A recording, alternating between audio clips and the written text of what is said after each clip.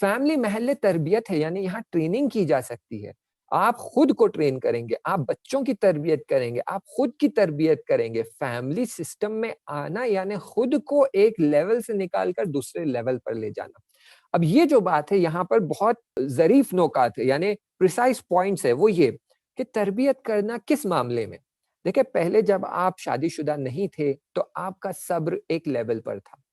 अब आप शादीशुदा हो गए हैं, आपके साथ आपकी बीवी है, बच्चे हैं, वालिदैन भी है, तो अब आपके सब्र को आपको एक दूसरे लेवल पर पहुँचाने की ज़रूरत है।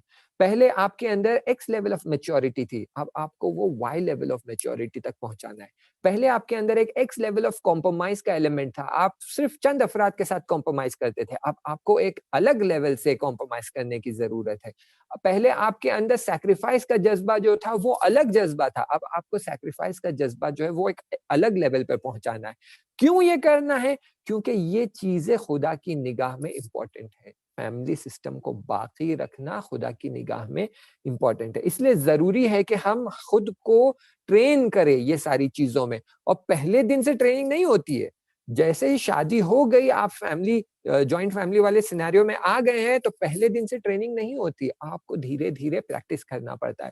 इसीलिए वालिदैन से कहा गया है कि अपने बच्चों की अच्छे से तरबियत करो, पहले 7 साल उन्हें राजा की तरह रखो। इसका मतलब ये नहीं है कि बिल्कुल आज़ाद छोड़ दो, जो करना है करो, जहाँ जाना है जाओ, जो तोड़ना है तोड़ो, ना।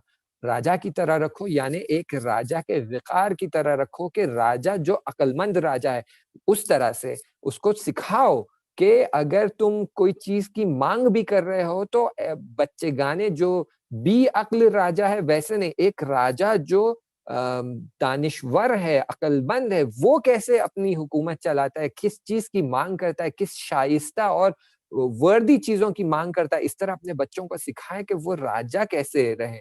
इसके बाद अगले 7 साल जो है, इन्हें गुलाम की तरह रखना है, यानी इन पर पूरी तरह से इनको गाइड करना है कि अब आप ऐसे करेंगे, आप वैसे करेंगे, आप ये नहीं कर सकते, आप वो नहीं कर सकते, और इन्हें ट्रेन करें। फिर इसके बाद वाले जो 7 साल है, इसमें आप इस बच्चे को वज़ीर की तरह रखेंगे एज़ एन एडवाइज़र, इससे बातचीत करेंगे, इससे एडवाइस लेंगे, इसको एडवाइस देंगे, इसकी गाइडेंस लेंगे, इसे सिखाएँगे कि गाइडेंस कैसे दी जाती है। हर मामले में आप इससे डिस्कस करके इससे एडवाइस लेंगे और देखेंगे जहाँ ये गलती कर रहा है, इसे वहाँ पर गाइड करेंगे, ताकि आप इसे ज़िंदगी के लिए प्रिपेयर कर रहे हैं। और फिर जब ये 18-20 साल की उम्र में पहुँच जाता है, तो फिर ये शादी की उम्र हो जाती है। तो अब इस शादी की उम्र तक पहुँचने तक ये वज़ीर का रोल प्ले कर चुका है, गुलाम का रोल प्ले कर चुका है और राजा का रोल प्ले कर चुका है, और अब ये जानता है अपनी ज़िंदगी के साथ कैसे डील करना है। तो ये ज़िम्मेदारी वालिदैन को दी गई है कि हम आएँ अपने बच्चों को ट्रेनिंग करें, और वो ट्रेनिंग करने के लिए ऐसा नहीं है कि आप उन्हें ट्रेनिंग करें और आप खुद फ़ॉलो ना करें। मिसाल के तौर पर एक बाप अपने बच्चे से कहता है कि बेटा सिगरेट मत पीना, और बच्चा देख रहा है कि बाप बैक टू बैक सिगरेट पिया जा रहा है। एक सिगरेट खत्म नहीं हुई, दूसरी सिगरेट, एक खत्म नहीं हुई, दूसरी सिगरेट। तो ब बच्चा पूछेगा, बाबा क्यों सिगरेट ना पीऊँ? बेटा सिगरेट बहुत ही खतरनाक चीज़ है, इससे कैंसर हो सकता है, इससे मर सकते हैं। तो खूब फिर आप क्यों पी रहे हैं? सवाल बच्चे के ज़हन में ये आएगा कि आप क्यों पी रहे हैं? तो इसीलिए जो चीज़ें हम बच्चे से कहेंगे कि बेटा ये मत करो, झूठ मत बोलो, तो खुद हमें भी झूठ नहीं बोलना है। बेटा हमेशा सच बोलो, तो फिर हमें भी सच बोलना है।